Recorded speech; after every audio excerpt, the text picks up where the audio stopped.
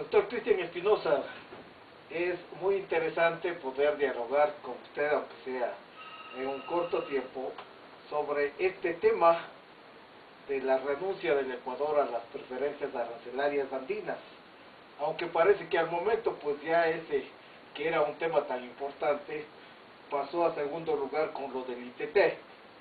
Pero de todas formas, pues, quisiéramos tener algunas de sus observaciones y puntos de vista sobre esto. Un mes de la renuncia por parte del Ecuador a las preferencias arancelarias andinas. ¿Cómo ve el panorama de la relación comercial Ecuador-Estados Unidos?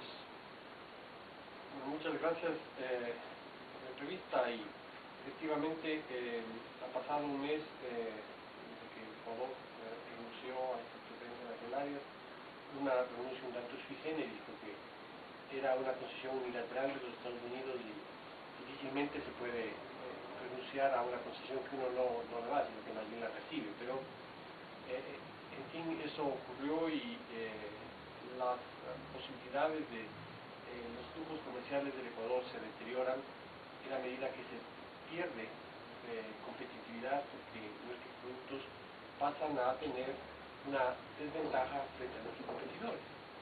Se puede comenzar a ver que hay algún tipo de problemas en el comercio, ha habido un poco de preocupación por los exportadores, mantienen algunos contratos sin dificultad, parecería, pero en el tiempo se va produciendo una erosión del comercio, sin duda, porque se ha perdido esa competitividad que nos ponía por lo menos en condiciones parecidas a quienes tienen acuerdos comerciales. El Ecuador lamentablemente no ha seguido por esa vía de buscar mejores condiciones de acceso a los mercados en sus principales socios comerciales y eso va a dificultar más adelante porque los productos ecuatorianos van a tender a hacerse cada vez más caros con respecto a la. Una pregunta que indudablemente pues parecería que sobra, pero que no es así, sobre todo por los efectos tanto directos como indirectos. A la final, ¿quién termina pagando el arancel de los productos ecuatorianos? En algún momento usted señaló que quien lo haría sería el importador estadounidense, pero exportadores e importadores, americanos y ecuatorianos, parece que se han puesto de acuerdo para asumir el pago del arancel de una manera conjunta. ¿Qué nos podría decir al respecto? Normalmente el arancel lo paga el importador, pero para mantener los contratos, puede ser el momento de ventas, en una condición adversa en la que ahora se tiene que pagar el arancel, el exportador tiene que hacer algún tipo de descuento, ¿no?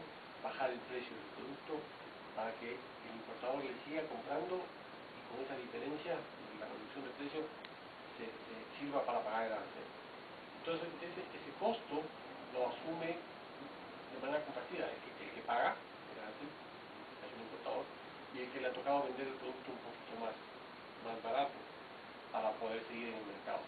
Entonces ese descuento que estamos dando los exportadores ecuatorianos a la larga son recursos que se están trasladando a las aduanas de los Estados Unidos, ¿no? Y eso es una pérdida de competitividad, porque vendemos el volumen lo mismo, pero a menor precio, y eso significa menos divisas para el país. Entonces, ese efecto es el que se sentirá de manera gradual en el comercio exterior del país y se irán sumando, ¿no? los efectos negativos y habrá que hacer alguna gestión para tratar de corregir eso. A la final tal vez podríamos decir que viendo sobre todo los costos indirectos, ¿no se podría afirmar que termina pagando el pueblo ecuatoriano? Bueno, termina pagando el productor y el productor emplea a gente que produce flores o brócoli o atún, las condiciones de inversión también caen y eso es un efecto que gradualmente va sintiéndose en toda la sociedad. Yo no soy de los que creo que de un día para otro se acaba el comercio porque, como dice, hay contratos a largo plazo que se mantienen, pero las condiciones van variando de manera negativa.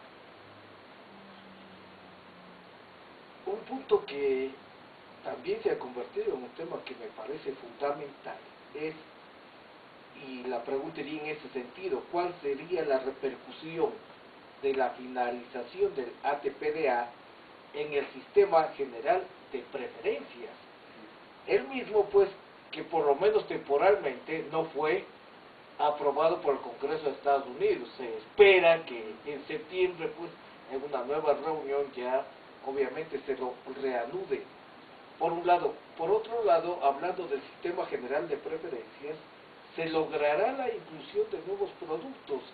Se hablaba particularmente de tres, usted mismo en algunas entrevistas o artículos lo mencionaba, que sería el brócoli, las alcachofas y las rosas, ¿no? Sobre todo las rosas, que es uno de los productos estrellas del Ecuador. ¿Cuál sería entonces la relación y repercusión de la suspensión del ATPDA frente al sistema general de preferencias? El ATPDA es un esquema que incluye a todos los productos que estaban en el SGP, más unos 2.000 productos adicionales, de los cuales el Ecuador sacaba ventaja porque algunos de ellos son sus exportaciones. La pérdida del ATPDA obliga a que los exportadores usen el sistema generalizado de preferencias para seguir entrando en condiciones favorables, pero lo pueden hacer solamente para aquellos productos que están cubiertos por el sistema general. Los productos que no estaban en el sistema general y ya no están en el ATPDA, pues, esos quedan pagando aranceles. La idea era tratar de incluir más productos que son de interés del Ecuador en el sistema generalizado de preferencias. Es un trámite difícil. Los Estados Unidos es muy celoso respecto a incorporar nuevos productos, por eso de un pedido de 6 productos que se hizo para trasladarlos al sistema generalizado de preferencias, solo se aceptaron 3, que son los que usted mencionó, la rosa, la alcachofa y el brócoli. Y ese esquema quedó congelado. Por el momento no se ha tomado una decisión. Yo sigo siendo optimista de que estos productos pasen al sistema generalizado de preferencias, y eso es una ventaja, será una ventaja para los exportadores. Pero ese sistema lo compartimos con más países. El ATPDA era exclusivo para los Estados Unidos. Después quedó solo para el Ecuador. Los otros países tienen acuerdos con eso. En cambio, el sistema generalizado de preferencia es una condición de competitividad equivalente a la que tienen muchos otros países. Entonces, el momento que le dan al brócoli una preferencia, le dan una preferencia a todos los países del sistema que pueden producir brócoli y entrar a los Estados Unidos. Antes era solo para los Estados Unidos. Las relaciones del Ecuador con los Estados Unidos al momento no están por el mejor de los caminos. ¿Tendría esto repercusión en la reanudación del sistema generalizado de preferencias? Teniendo en cuenta que entonces ya no es el caso solo de Ecuador, pues no, estamos hablando de un sistema que abarca a varios países. El sistema, yo tengo confianza de que va a continuar, como decíamos un rato ahí, es un sistema que se aplica a prácticamente todos los países del desarrollo. Entonces, esto yo no creo que deje de ser otorgado por el Congreso americano, porque le conviene al mercado americano tener estos productos con aranceles más bajos. La pregunta es si Ecuador va a continuar siendo beneficiario de ese sistema. Hay pedidos de actores importantes en la economía americana que solicitan que Ecuador sea retirado del sistema, por principalmente lo que podría ser un incumplimiento de un criterio de elegibilidad que es el trato a las inversiones en los arbitrajes internacionales. Yo no sé si es que eso vaya a cumplirse tal como lo solicitan, esperemos que no, pero siempre existe ese riesgo con los sistemas de preferencia. Uno puede ser excluido de la preferencia, tanto de manera general o producto por producto. Eso es lo que se evita precisamente a través de las negociaciones de los acuerdos comerciales, tener una estabilidad, una posición mutua que es garantizada en un tratado, y eso es lo que han logrado nuestros competidores, principalmente los andinos, los centroamericanos, Chile, México, que tienen acceso potencial al mercado americano. En caso de que se reanude el sistema generalizado de preferencias, ¿tendría efecto retroactivo para que durante este mes que está suspendido pues vuelvan a beneficiarse todos los productos que antes estaban en el sistema. Así es. Cuando el sistema en otras ocasiones ha terminado y después ha habido una renovación, esa renovación ha sido repartida. Por lo tanto, se ha instruido y se les ha recomendado a los exportadores que al momento de hacer la documentación de exportaciones sigan haciendo con los formularios que corresponden al SGP para que más adelante pueda haber una devolución de los aranceles que se paguen por efecto de la... Es bastante difícil profetizar el futuro en las relaciones comerciales, pero sin embargo, pues, se podría hacer ya un cierto estimado. Me parece que usted mismo en alguna otra entrevista lo decía.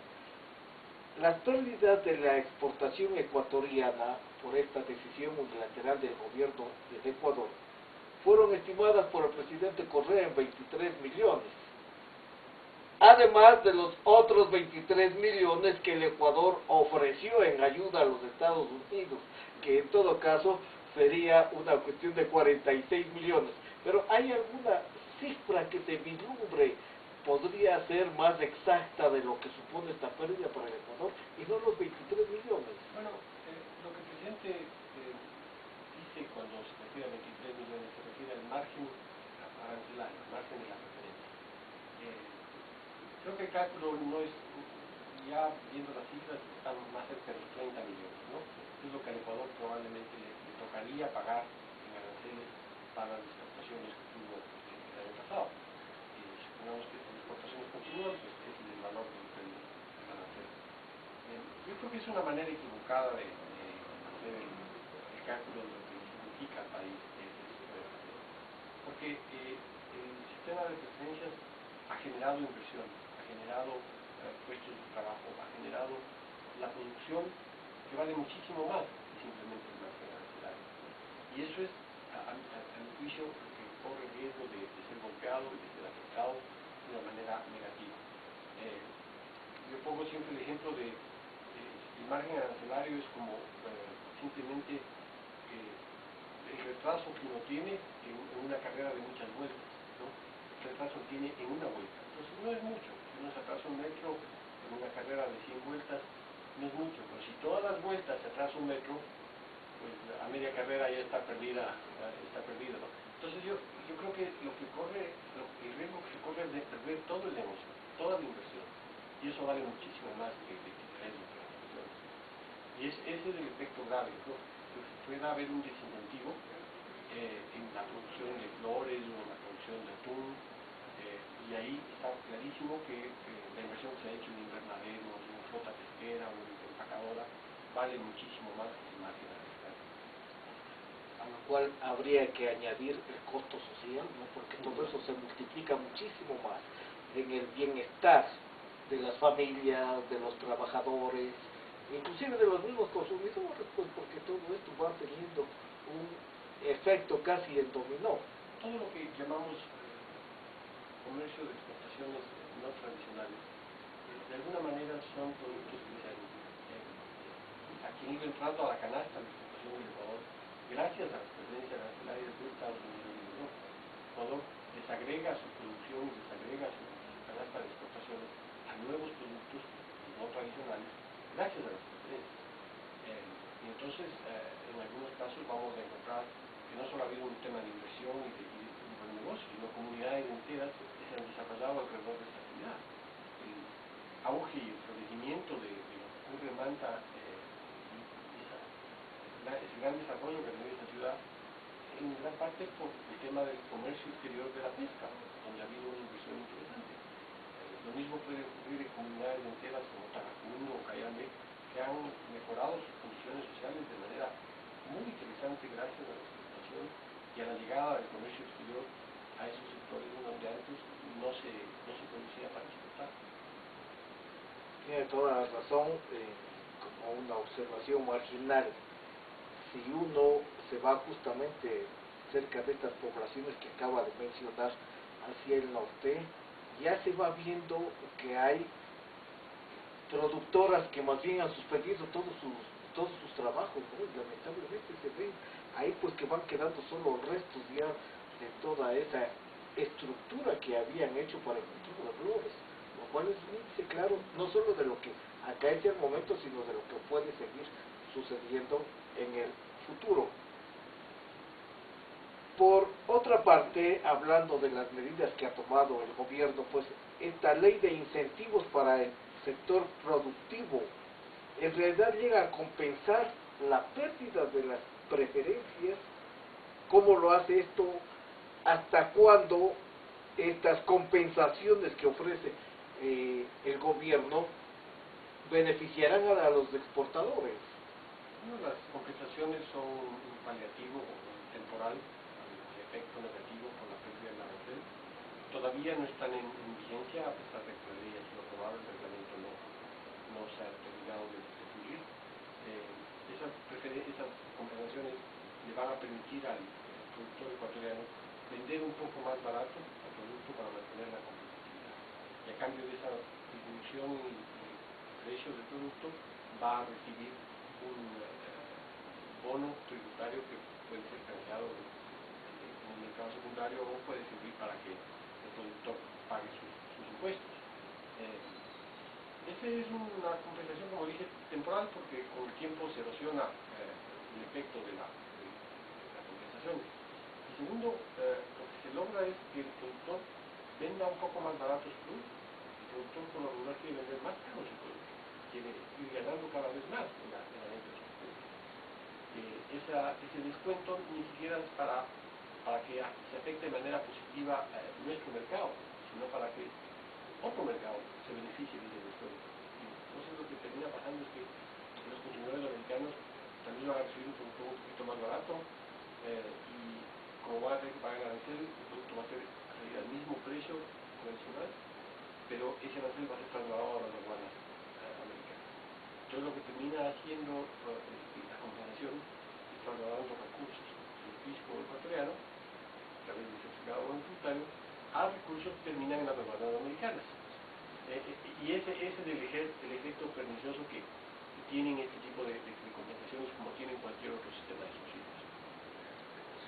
O sea, quizás un poco es otra forma de que los 23 millones de ayuda del Ecuador efectivamente van a llegar a las arcas de los Estados Unidos. Alguien va a terminar pagando ese. ¿Cree usted que a corto plazo puedan darse las condiciones para que el Ecuador logre un acuerdo con Estados Unidos, que sería lo ideal, porque la meta sería un acuerdo que inclusive elimine los aranceles, ¿no? Pero las condiciones al momento no se dan? Ciertamente nuestras relaciones no están pasando pues por su mejor fase, pero se podría vislumbrar, y en qué futuro, que esto ya avance algo más en un aspecto que es tan importante para la exportación ecuatoriana por el del mercado de Estados Unidos. El Ecuador tiene que seguir buscando maneras de que sus productos lleguen a otros mercados, que lleguen en condiciones por lo menos igual de favorables que las que tienen nuestros competidores. Esas condiciones se logran por la vía de la negociación. Esos acuerdos comerciales que se producen como resultado de la negociación tienden a ser beneficiosos, tienden a eliminar las barreras que hay en el comercio. En ese sentido hay un proceso de apertura en el que el Ecuador debe participar. El gobierno tiene una visión un poco distinta a la que ha tenido en el pasado, o la que tienen los vecinos del Ecuador. No está muy convencido de que ese proceso de apertura es el que tenga que buscarse con insistencia. Ante esa falta de convencimiento, pues las contrapartes le ven al Ecuador como poco interesado en estos temas y no es fácil iniciar un proceso de negociación de exportación. Creo que el Ecuador tiene que dar muestras de que le interesa en este tipo de acuerdos. Tal vez la negociación con Europa es una gran oportunidad para que el Ecuador entre en esta lógica y yo creo que el Ecuador y Estados Unidos por el momento es la mejor. Existe por falta de interés del Ecuador y también porque Estados Unidos está concentrado en otros procesos de negociación más largos. La alianza del Pacífico, que se llama la alianza transatlántica, con Europa, son esquemas de negociación muy intensos, muy ambiciosos que tiene Estados Unidos en marcha. Yo veo difícil vayan a generar un espacio especial solo para Ecuador. Ecuador tendrá que sumarse a estos procesos más amplios en algún momento, y para eso tiene que dar muestra de que tiene interés en entrar a lo que es un proceso de apertura, que al momento no se da en En un artículo que justamente usted lo escribió para la revista de la Asociación de Diplomáticos de Carrera, pues hablaba de la errática del Ecuador. ¿Cree usted que eso también responde a una errática política exterior? Cada cual puede pensar pues lo que le parece, más aún cuando tiene razones y fundamentos. Usted que es miembro del Servicio Exterior de Carrera del Ecuador, a lo cual suma en estos momentos su cargo, sus funciones de director ejecutivo de la Cámara de Comercio Ecuatoriano-Americana, en realidad estaría la comprensión perfecta de esta pregunta. Cabe hablar, usted ya afirma de una política errática de comercio exterior, cabe hablar también de una política exterior errática del Ecuador. Yo creo que en el caso del comercio exterior hay indicios claros de un cierto grado de contradicción. A veces se está en un sentido, tal vez en otro. Estamos en la comunidad andina, nos interesa la comunidad andina, queremos más vinculación con los países de Sudamérica, con el Mercosur, pero en algún momento no queremos apertura, no queremos comercio sin distorsión, estamos lamentando algún tipo de subsidios. Entonces, hay esta falta de coherencia, si quiere, entre una acción u otra acción en momentos determinados. El no haber podido sacar adelante la negociación con Europa, a pesar de que ha sido una decisión del gobierno, es una muestra de que a veces se insiste en el proceso, otras veces nos detenemos en el proceso. Entonces, a eso me refiero yo con errático. Creo que en el caso de la política exterior la lógica es un tanto distinta. Yo creo que el gobierno tiene una política exterior dirigida a sus intereses y fines políticos. El gobierno practica una política exterior según los intereses que tiene en la política interna. O sea, hace en política exterior lo que le sirve políticamente para avanzar el proyecto político de la Revolución Ciudadana, ¿no? Entonces, en ese sentido, más bien, uno podría decir que hay cierta coherencia, porque siempre toman decisiones que se miden internamente con cuál es el efecto, ¿no? Sin importar tanto cuál es el efecto exterior, más bien importa cuál es el efecto interior. Y ahí yo creo que esa es la lógica que ha imperado y que probablemente va a seguir funcionando para el mundo. Entonces, a veces uno se sorprende de decisiones que se toman, pero si uno ve las cosas fríamente, no hay sorpresa, porque esa es la línea del gobierno, esa es la línea de la política del presidente. Y en ese sentido yo no soy un crítico de que la política vaya de tumbo en tumbo, ¿no? Sino decir, más bien va avanzando en una línea que es la que quiere, ¿no? Puede ser que no sea la que nos gusta a algunos de nosotros, pero la alianza que ha querido hacer el gobierno con un grupo de países en Sudamérica, con un grupo de países del hemisferio, en impulsar un esquema de integración hemisférico, de diálogo político hemisférico entre los sudamericanos, entre países de una visión parecida, es algo que el gobierno sigue insistiendo en sacar adelante, dejando de lado algún tipo de participación que pueda ser considerada hegemónica de los Estados Unidos, de Europa y de la región. Y esa ha sido una lógica de esta relación. Y yo no creo que tal vez se haga esto de la manera que a mí me gustaría, pero yo veo ahí un grado de coherencia. Sí, ahora, claro, pasando a una consideración que puede inclusive sea más de tipo académico. Una política exterior indudablemente debe responder a los intereses del país, es lo primero, y el gobierno pues es el que canaliza esos intereses. Pero también no olvidemos que una política exterior se funda en toda la relación geopolítica, en la cual intervienen los países vecinos, interviene toda la parte hemisférica e interviene sobre todo el ámbito global, en el cual al momento que pasamos, pues sobre todo con esta gran revolución informática, mediática, es un mundo internacionalizado, globalizado. Mal podría entonces circunscribirse solo a una relación ni hemisférica, podríamos decir, porque socios como Estados Unidos, Canadá estarían quedando fuera.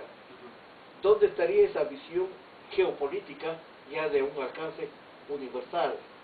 Una política exterior que no responda a eso, de todas formas, pues va a ser algo que se le ha amputado en uno de sus brazos fundamentales.